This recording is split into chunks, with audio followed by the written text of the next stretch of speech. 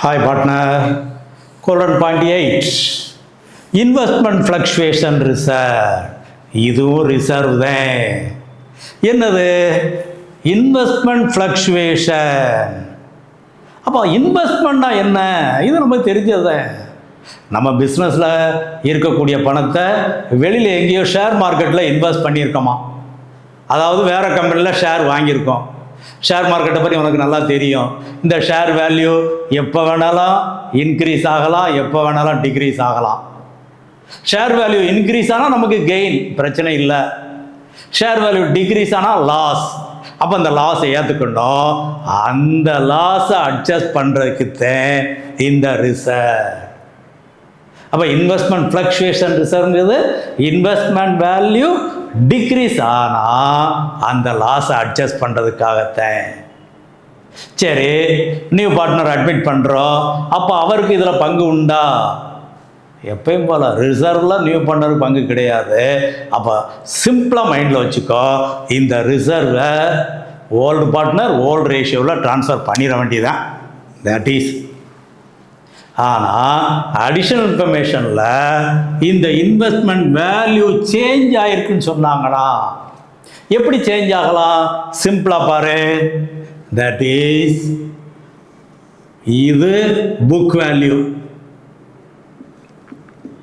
இப்போ current value என்ன ஆகலாம்? இன்க்ரீஸ் ஆகலாம், 1,20,000 ஆகலாம். இல்லை டிக்ரீஸ் ஆகலாம், 90,000 ஆகலாம்.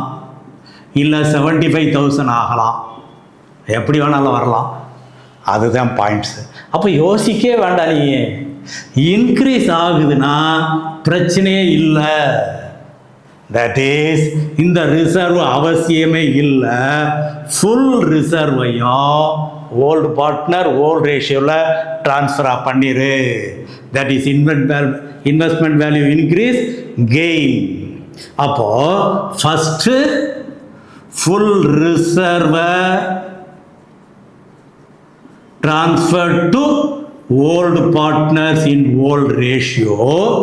அடுத்து இதில் கெயின் இருக்குது. அந்த கெயினை ரீவேல்யூஷனில் கிரெடிட் கொடுத்துரு. That is investment account debit to revaluation account. அடுத்து பார்ட்னர்ஸுக்கு அந்த ரீவேல்யூஷன் கெயினை ட்ரான்ஸ்ஃபர் பண்ணுறது. அப்போது investment that is an asset. Asset revalue பண்ணும்போது கெயின் வந்தால் அது ரீவேல்யூஷன் போயிடுறோம். அந்த பிரின்சிபலில் வந்துடுது. இது ஃபஸ்ட்டு ஸ்டெப். இல்லை டிக்ரீஸ் ஆகுது. டிக்ரீஸ் ஆகும்போது 90,000. தட் இஸ் லாஸ் எவ்வளவு? 10,000 loss. That is, loss in relation of investment, loss is lesser than reserve. நமக்கு ரிசர்வ் எவ்வளோ இருக்குது? 20,000 இருக்குது. அப்போ இந்த 20,000ல் 10,000 இன்வெஸ்ட்மெண்ட்டு கொண்டு போயிரு. Balance 10,000 old partner old ratio. அப்போது investment fluctuation reserve account debit to investment account. Loss எவ்வளவு? 10,000 to A capital B capital in old ratio. அந்த பேலன்ஸ் 10,000 ட்ரான்ஸ்ஃபர் பண்ணிடு. அப்போ ரிசர்வ் 20,000 டெபிட்.